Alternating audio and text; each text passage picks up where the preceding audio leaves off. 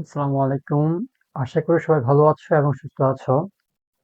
আজকে আমাদের আলোচনার টপিকটা হলো কি সরলরেখার সমীকরণ বা ইকুয়েশন অফ স্ট্রেট লাইন। ম্যাথমেটিক্সের গত দুইটা লেকচার ছিল হলো কি ঢালেরই, আর ওই ঢালের উপর বেসিস করেই সরলরেখার সমীকরণগুলো নির্ণয় করা হয়। তো আমরা শুরু করছি আজকের লেকচারটা। প্রথমেই বলছে কি যে আমাদের যে ইকুয়েশনটা আছে, যে মানে সমীকরণটা কি, সরলরেখার সমীকরণ বলতে আসলে কি বোঝায়। এটার ডেফিনেশন হলো কি, সরলরেখার সমীকরণ হলো কি এমন একটা শর্ত যা ওই সরলরেখার উপর অবস্থিত প্রত্যেকটা বিন্দু মেনে চলে। আচ্ছা, এটাকে আমি মেনলি বোঝাচ্ছি যে আসলে সমীকরণটা কি বোঝায়। প্রথমে একটা আমি কার্টেসীয় স্থানাঙ্ক ব্যবস্থা অঙ্কন করি। X axis, Y axis. কোন একটা সরলরেখা নিই, এটা। আর সরলরেখার যে আদর্শ ফরম্যাট তা হলো কি X plus B Y plus C equal 0। এটা হলো কি একটা স্ট্রেট লাইন ইকুয়েশনের আদর্শ ফরম্যাট। তো এটা হলো কি আমার মেইনলি কার্টেসীয় স্থানাঙ্ক ব্যবস্থায় একটা আর কি চিত্র আঁকলাম। ফর্সে আমি একটা যে কোনো একটা রেখা আঁকি। ধরি এই রেখার উপর যে কোনো একটা বিন্দু 1, -1, তাহলে এই সরলরেখার সমীকরণ হবে কি এক্স প্লাস ওয়াই ইকুয়াল 0। কেন হবে, কেন এই সরলরেখার সমীকরণ এটা হবে বলছি। বলছিলাম যে সরলরেখার সমীকরণ হলো কি এমন একটা শর্ত যা ওই সরলরেখার উপর অবস্থিত প্রত্যেকটা বিন্দু মেনে চলে। তাহলে এই সরলরেখার উপর অবশ্যই কোটি কোটি কোটি কোটি বিন্দু আছে। ধরলাম যে কোনো একটা বিন্দু 1, আর বলছিলাম সমীকরণটা সিদ্ধ হতে হবে। সমীকরণটা সিদ্ধ হওয়া মানে হলো কি, সমীকরণের সমীকরণের মধ্যে আমি এক্স ও ওয়াই এর মান ইনপুট দিলে সমীকরণের বাম পক্ষ এবং ডান পক্ষ দুটোই সমান হবে। তো আমি এক্স এর মান 1, ধরছিলাম, তাহলে এক্স এর মান 1 আর ওয়াই এর মান -1 ইকুয়াল 0 সমান সমান আমার আসে কি যে উভয় পক্ষ 0 ইকুয়াল টু 0, অর্থাৎ 1, -1 এই রেখার উপর একটা বিন্দু। তো আমি আরেকটা বিন্দু নিতে পারি, ধরো 5, -5। এই বিন্দুটা যদি আমি এই সমীকরণে ইনপুট দিই তাও সেই সমীকরণের বাম পক্ষ এবং ডান পক্ষ দুটোই সেম হবে। তো এটা যে কোনো একটা সরলরেখার সমীকরণের জন্য একটা বিন্দু হয় আর কি। ধরো এখন এই রেখার উপর আমি একটা বিন্দু নিলাম। এই রেখাটার সমীকরণ ছিল হলো কি এক্স প্লাস ওয়াই ইকুয়াল 0। একটা বিন্দু নিজে কোনো ধরো 2, 3। ওকে, এই বিন্দুটা আমি এই রেখার উপর ইনপুট দিচ্ছি। এক্স এর মান 2 আর ওয়াই বা কোটি হলো কি 3 সমান 0 ইকুয়াল 5 ইকুয়াল 0। এটিকে আসলে হয় যে সমীকরণের বাম পক্ষে 5 এবং ডান পক্ষে লেফট সাইডে 5, ডান এবং রাইট সাইডে 0। তাহলে এটার সমান নাই, অর্থাৎ এই বিন্দুটা এই রেখায় ইনপুট দিলে এই সমীকরণটা এই সমীকরণে ইনপুট দিলে এই সমীকরণটা সিদ্ধ হয় না। আমি আরেকবার রিপিট করছি, সমীকরণ সিদ্ধ হওয়া মানে সমীকরণের বাম পক্ষ এবং ডান পক্ষ দুটোই সমান হতে হবে। তাহলে সরলরেখার সমীকরণ হলো কি এমন একটা শর্ত যা ওই সরলরেখার উপর অবস্থিত প্রত্যেকটা বিন্দু মেনে চলে।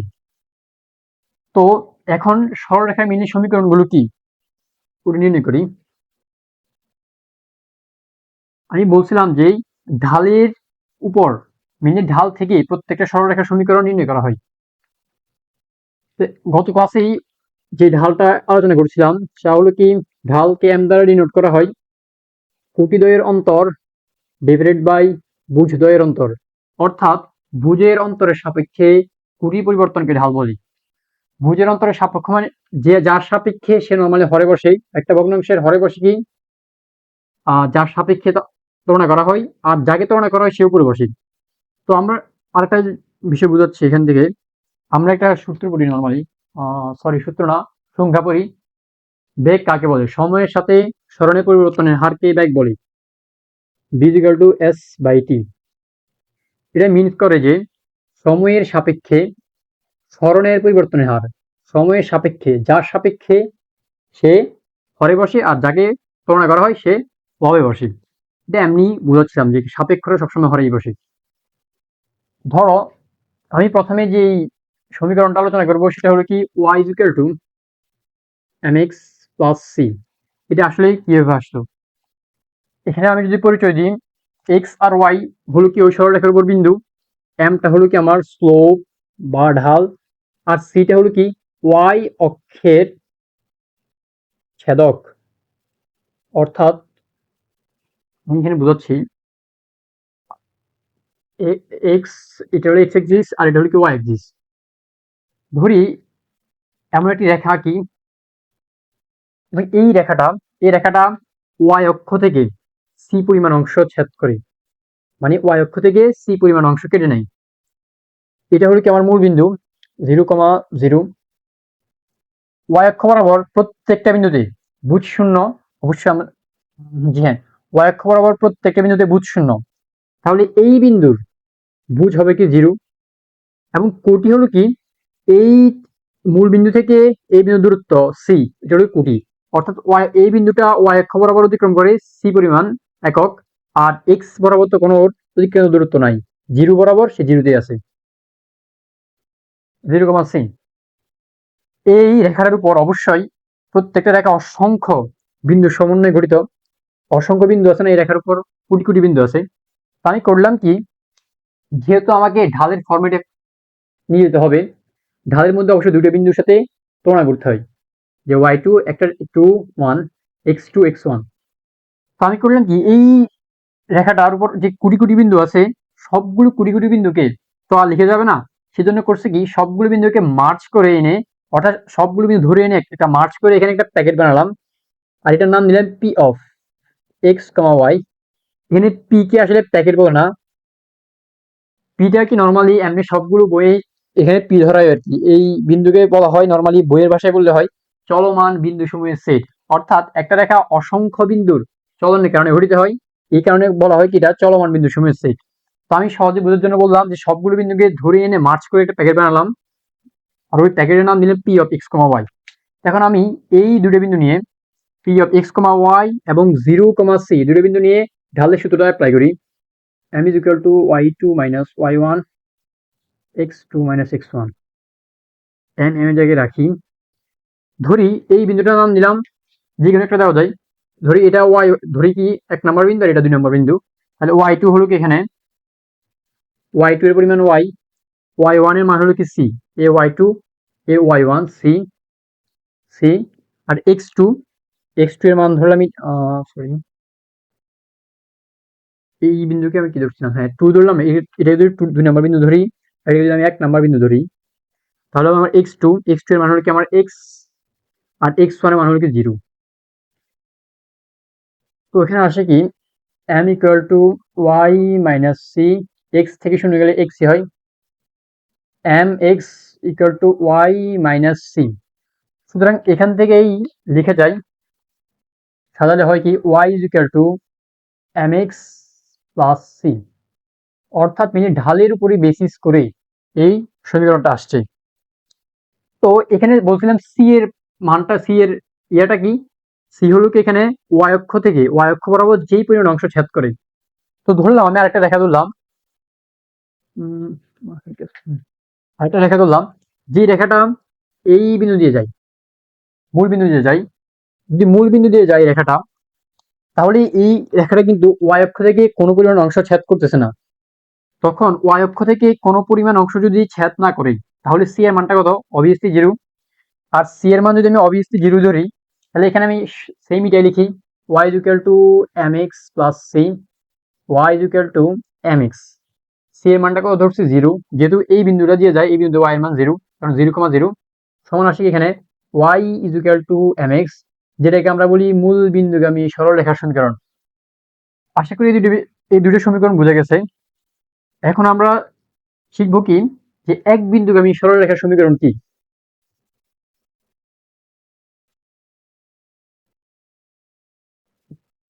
এক বিন্দুগামী সরলরেখার সমীকরণটাও মিলিয়ে ঢাল থেকে নির্ণয় করতে হয়। তো আমি আবার কার্তেশীয় স্থানাঙ্ক ব্যবস্থাটা অঙ্কন করি। তো ফর্সে আবার সেম রেখাটাই আঁকি। তাহলে এটাকে এই রেখাটা আমি এক্স অক্ষে ধনাত্মক দিয়ে আঁকতে পারি, এক্স অক্ষে ধনাত্মক অথবা ঋণাত্মক লিখে নিচ্ছি, আমি একটা এমনি আঁকলাম। ধরি আগের মতো প্রত্যেকটা বিন্দু সময় সেট ধরি P of X comma Y, আর এই রেখার উপর যে কোনো একটা বিন্দু নিলাম, যে কোনো একটা বিন্দু নিলাম, ধরো Q of X one comma Y one, মানে এক বিন্দুগামী সরল রেখা সমীকরণের জন্য। এখন এটাকে ধরলাম আমরা এটাকে ধরলাম আমরা 1 নাম্বার বিন্দু, যেকোনো ইচ্ছে যেটা 2 নাম্বার বিন্দু ধরি, সমস্যা নাই। এখন আমি ঢালের সূত্রে অ্যাপ্লাই করি, এম রাখি বরাবর, y2 a2 y2 এর পরিমাণ ধরি y1, y2 মানে y1, y2 এর পরিমাণ হলো কি y1, এবং y1 এর মানটা হলো কি এখানে y মাইনাস y, x2 এর মান হলো কি এখানে x1, আর x1 এর মানটা এইটাকে আমি 1 ধরছি না, x1 এর মান x, m into x1 minus x সমান সমান y1 মাইনাস y। চাইলে এটাই মেনলি এক বিন্দুগামী সরলরেখার সমীকরণ। উভয় পক্ষকে যদি আমি মাইনাস দিয়ে গুণ করি, সমীকরণটা মিলিয়ে এরকমই হয়, যেটা বইয়ের ভাষায় যদি আমি লিখতে চাই y minus y1 equal to m into x minus x1। এটাই হলো মেনলি এক বিন্দুগামী সরলরেখার সমীকরণ। আর এই এক বিন্দুগামী সরলরেখার সমীকরণ থেকে নির্ণয় করা যায় দুই বিন্দুগামী সরলরেখার সমীকরণ কি। তো দুই বিন্দুগামী সরলরেখার সমীকরণের জন্য নিয়মটা হলো কি, যে আমি আরেকটা বিন্দু ধরি, রেখার উপর ধরি আরেকটা বিন্দু পি কিউ ধরে আর, আরেকটা বিন্দু ধরি x2 মাইনাস x1, সরি না x2 x2 কমা y2, x2 কমা y2 আরেকটা বিন্দু x2 কমা y2। এখন আমরা কিউ ও আর এই দুইটা বিন্দু নিয়ে গঠিত যে সরলরেখাটা তার সমীকরণ নির্ণয় করব। সেম এখানের মধ্যে কি করতে হবে, আমি এই ফরম্যাটটা আমি সেমই রাখি, y minus y1 equal to x minus x1। Just এই দুটো বিন্দুর ঢাল, যে ঢালটা হয় এই ঢালটা আমি এখানে m এর জায়গায় ইনপুট করব। তো m ইনপুট করি এখানে ফোর্সে, এবার এই বিন্দুটাকে দিই 2 নম্বর বিন্দু, আর এই বিন্দুটাকে দিই 1 নম্বর বিন্দু। ঢাল y2 মাইনাস y1 অথবা y1 মাইনাস y2 একই কথা, y1 মাইনাস y2, তাহলে হবে এখানে x1 মাইনাস x2।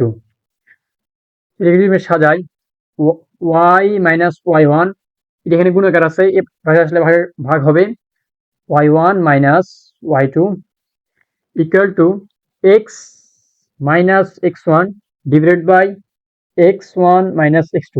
আর এটা হলো কি আমার দুই বিন্দুগামী সরলরেখা সমীকরণ, y minus y1 divided by y1 minus y2, x minus x1 divided by x1 minus x2। এটাকে আমি নরমালি মনে রাখতাম, এখানে y মাইনাস y1 আছে না, এই y1 কে চাইলে জাস্ট এখানে আবার y1 হবে, এখানে যদি x1 আছে তাহলে এই কর্নার বরাবর x1 হবে, অর্থাৎ কোনা কোনা মিল থাকবে, এমনি মনে রাখা যায় চাইলে।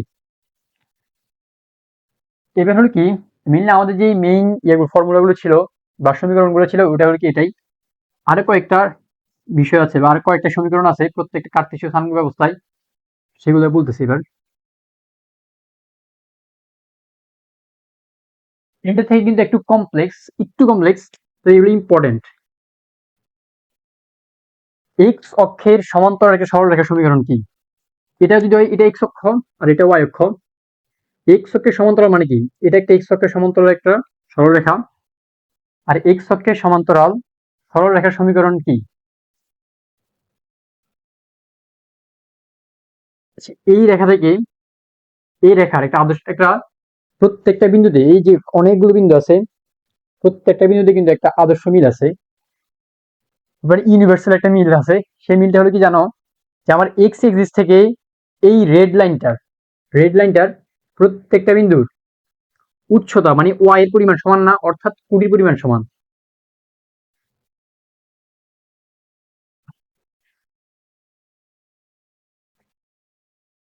এক্স এক্সিস থেকে এই বিন্দুতে এক্স এক্সিস থেকে এই বিন্দুর প্রত্যেকটা বিন্দুতে কোটির মান সমান।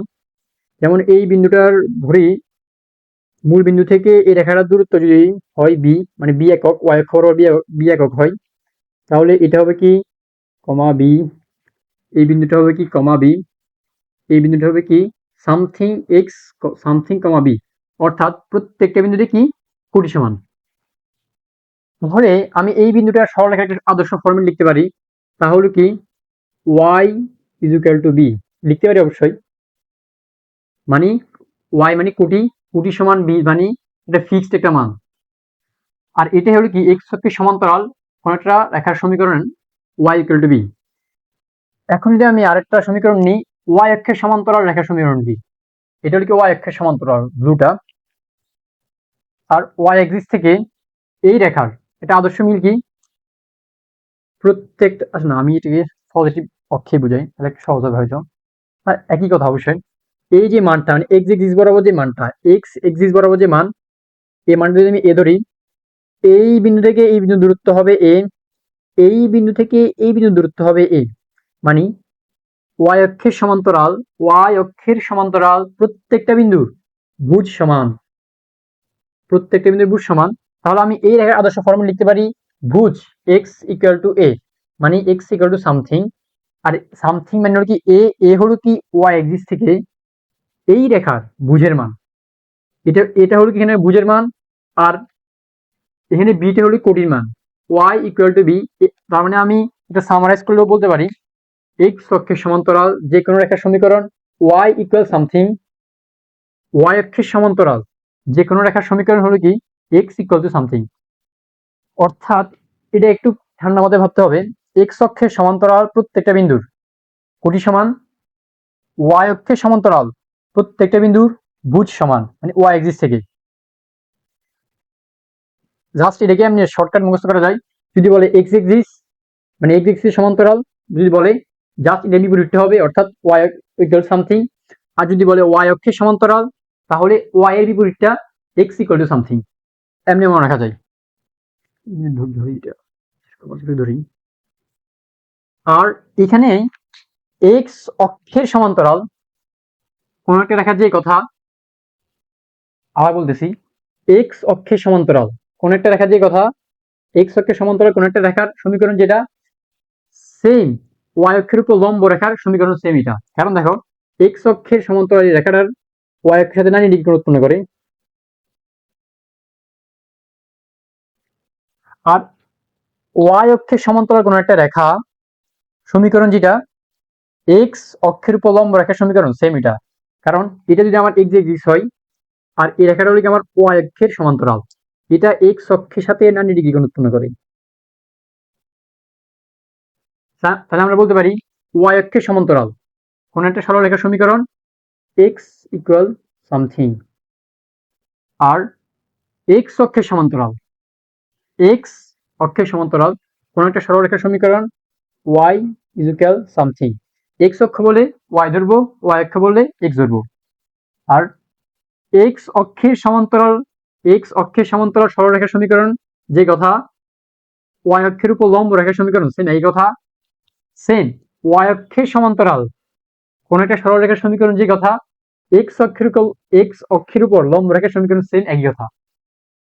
এর না একটু হালকা একটু কমপ্লেক্স, পেঁচাইও না জাস্ট। আশা করছি সমীকরণগুলোর মধ্যে আর তেমন কিছু নেই, এগুলোই একটা ক্লাস নিয়ে পরে ইনশাল্লাহ যে সমীকরণের কয়েকটা মেয়াদি মানে সমীকরণগুলো থেকে আসলে কিভাবে প্রশ্নগুলো আসে ওটারই উপরে একটা ক্লাস নিব ইনশাল্লাহ। তো আজকে ক্লাসে পর্যন্ত। প্রয়োজনে এই শেষ দিকে যে টপিকটা আলোচনা করছিলাম যে এক্স অক্ষের সমান্তরাল ওয়াই অক্ষের সমান্তরাল বা এক্স অক্ষের উপর লম্ব ওয়াই অক্ষের উপর লম্ব, এই পার্টটা আরেকবার দেখিও। আল্লাহ হাফেজ, সবাই ভালো থাকো, সুস্থ থাকো। আসসালামু আলাইকুম।